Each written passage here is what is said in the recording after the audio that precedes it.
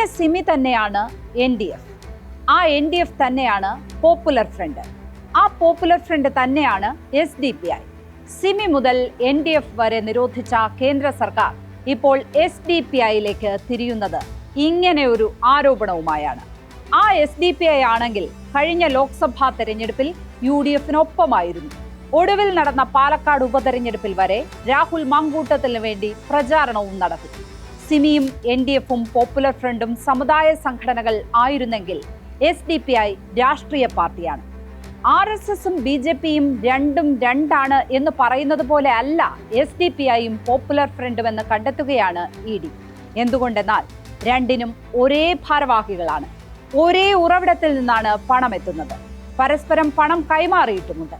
മാത്രമല്ല SDPI ജിഹാദ് ലക്ഷ്യമിട്ടു എന്നുകൂടിയാണ് ED പറയുന്നത്. Popular ഫ്രണ്ടിനെ നിരോധിച്ചപ്പോൾ പറഞ്ഞ അതേ കുറ്റങ്ങളാണ് ഇപ്പോൾ SDPIക്കു നേരെയും ഉന്നയിക്കുന്നത്. സ്പോട്ട്ലൈറ്റ് ആരംഭിക്കുന്നു. SDPIയെ നിരോധിക്കാനോ കേന്ദ്ര നീക്കം?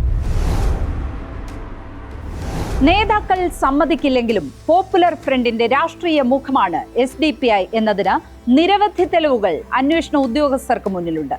പഴയ സിമിയുടെ വിത്തിൽ നിന്ന് ഉണ്ടായതാണ് എന്ന കാര്യത്തിലും ആർക്കും തർക്കമില്ല. സിമി നിരോധിച്ച ശേഷമാണ് NDF എന്ന സംഘടന ഉണ്ടാകുന്നത്. സിമിയിലെ നേതാക്കൾ തന്നെയായിരുന്നു NDFിലും പ്രവർത്തിച്ചത്. 2006 കേരളത്തിലെ NDFും കർണാടകത്തിലെ KFDയും തമിഴ്നാട്ടിലെ MNPയും ലയിപ്പിച്ചാണ് പോപ്പുലർ ഫ്രണ്ട് ഉണ്ടായത്. ആ പോപ്പുലർ ഫ്രണ്ടിന്റെ 2009 കോഴിക്കോട് ദേശീയ സമ്മേളനത്തിൽ വച്ചാണ് രാഷ്ട്രീയ പാർട്ടി പ്രഖ്യാപിക്കുന്നത്. ഒരു വർഷം കഴിഞ്ഞ് 2010 SDPIക്ക് തെരഞ്ഞെടുപ്പ് കമ്മീഷന്റെ അംഗീകാരവും കിട്ടി. സംഘടന സമ്മതിച്ചില്ലെങ്കിലും പൊതുജനത്തിനു മുന്നിൽ പോപ്പുലർ ഫ്രണ്ടും SDPIയും തമ്മിൽ ഭേദം ഉണ്ടായിരുന്നില്ല. രണ്ട് സംഘടനകളെയും പ്രതിനിധീകരിച്ച് ഒരേ നേതാക്കൾ തന്നെയാണ് ജനങ്ങളിലേക്ക് എത്തിക്കൊണ്ടിരുന്നത്. SDTU എന്ന ട്രേഡ് യൂണിയന്റെ നേതാക്കളും പഴയ പോപ്പുലർ ഫ്രണ്ട് പ്രവർത്തകർ തന്നെയായിരുന്നു. ഇതെല്ലാം പഴയ കഥയാണ്. SDPIക്കെതിരായ ഇപ്പോഴത്തെ നീക്കം എന്ത് തെളിവുകളുടെ അടിസ്ഥാനത്തിലാണ്? പോപ്പുലർ ഫ്രണ്ടിന്റെ 61 കോടിയുടെ സ്വത്തുക്കളാണ് നേരത്തെ കണ്ടുകെട്ടിയത്. ഇതുകൂടാതെ പോപ്പുലർ ഫ്രണ്ട് 4,07 ലക്ഷം രൂപ SDPIക്ക് കൈമാറിയതിന്റെ തെളിവ് ലഭിച്ചു എന്നാണ് ED പറയുന്നത്. ഇതിന്റെ അടിസ്ഥാനത്തിലാണ് ദേശീയ അധ്യക്ഷൻ MK ഫൈസിയെ അറസ്റ്റ് ചെയ്തത്. വിദേശത്ത് നിന്ന് പോപ്പുലർ ഫ്രണ്ടിന് വന്ന പണമാണ് ഇപ്പോൾ ദുരൂഹമായി ED ചൂണ്ടിക്കാണിക്കുന്നത്. തീവ്രവാദ സംഘടനകളാണ് PFന് പണം അയച്ചതെന്ന് ED പറയുന്നു. ആ പണമാണ് SDPIക്ക് ലഭിച്ചതും. മാത്രമല്ല MK ഫൈസി പോപ്പുലർ ഫ്രണ്ടിന്റെയും നേതാവായിരുന്നു.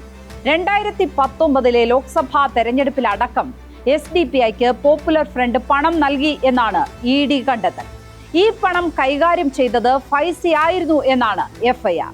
ഫൈസിക്ക് ലഭിച്ച പണം വിവിധ സംസ്ഥാനങ്ങളിലേക്കും പോയിട്ടുണ്ട്. ചില സംസ്ഥാന ഘടകങ്ങൾക്ക് വിദേശത്ത് നിന്ന് നേരിട്ടും പണം കിട്ടി.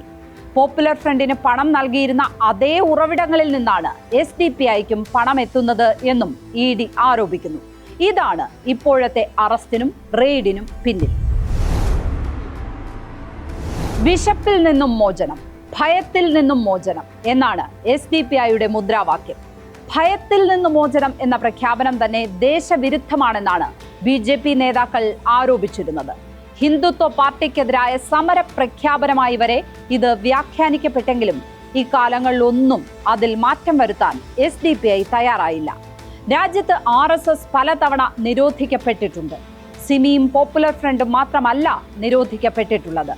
അബ്ദുൽ നാസർ മദനി RSS മാതൃകയിൽ സ്ഥാപിച്ച ഇസ്ലാമിക് സേവാ സംഘ് എന്ന ISSും ഇവിടെ നിരോധിക്കപ്പെട്ടു. 1992 ബാബറി മസ്ജിദ് ആക്രമണത്തിന് പിന്നാലെയാണ് ISS നിരോധനം. അന്ന് RSSും വിശ്വ ഹിന്ദു പരിഷത്തും ബജ്രംഗ് ദളും സിമിയും എല്ലാം നിരോധിച്ചു. സിമിയുടെയും ISSന്റെയും ഒഴികെ ശേഷിക്കുന്നവയുടെ നിരോധനം നീങ്ങി. ISS നിരോധനത്തിന് ശേഷമാണ് PDP എന്ന രാഷ്ട്രീയ പാർട്ടി അബ്ദുൽ നാസർ മദനി രൂപീകരിക്കുന്നത്. ആ രാഷ്ട്രീയ പാർട്ടി 3 പതിറ്റാണ്ടിലേറെയായി കേരളത്തിൽ പ്രവർത്തിക്കുന്നുണ്ട്.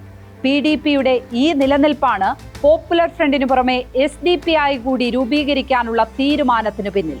രാഷ്ട്രീയ പാർട്ടി പൊടുന്നനെ നിരോധിക്കാൻ കഴിയില്ല എന്നായിരുന്നു ആ കണക്കുകൂട്ടൽ.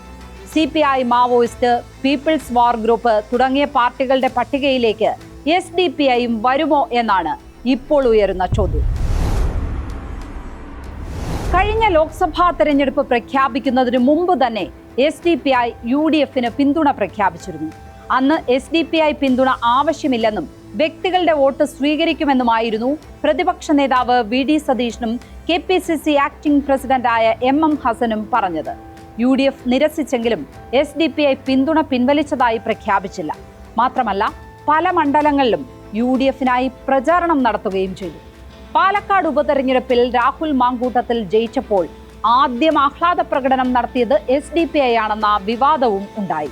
മുമ്പ് സഹകരിച്ച് പ്രവർത്തിച്ച ചരിത്രമുണ്ടെങ്കിലും ഇപ്പോൾ CPIM ഏറ്റവും ആക്രമിക്കുന്ന പാർട്ടികളിലൊന്ന് SDPIയെയാണ്. BJPയും CPIMും ശക്തിയുക്തം എതിർക്കുന്ന SDPIയെ പിന്തുണയ്ക്കാൻ കോൺഗ്രസിനും മുസ്ലിം ലീഗിനും ഇപ്പോൾ കഴിയില്ല. ദേശീയ അധ്യക്ഷൻ അറസ്റ്റിലായപ്പോൾ മുസ്ലിം ലീഗ് പോലും ഒരു അനുഭാവ പ്രസ്താവന ഇറക്കിയതുമില്ല. ഒറ്റപ്പെട്ടതുപോലെയാണ് നിൽപ്പെങ്കിലും സജീവ പ്രവർത്തകരുടെ വലിയൊരു കൂട്ടമാണ് SDPIയിൽ ഉള്ളത്. അവരുടെ ഇനിയുള്ള നീക്കമാണ് നിർണായകം. സ്പോട്ട് 8 ഇനി മറ്റൊരു വിഷയവുമായി നാളെ ഇതേ സമയം. നമസ്കാരം.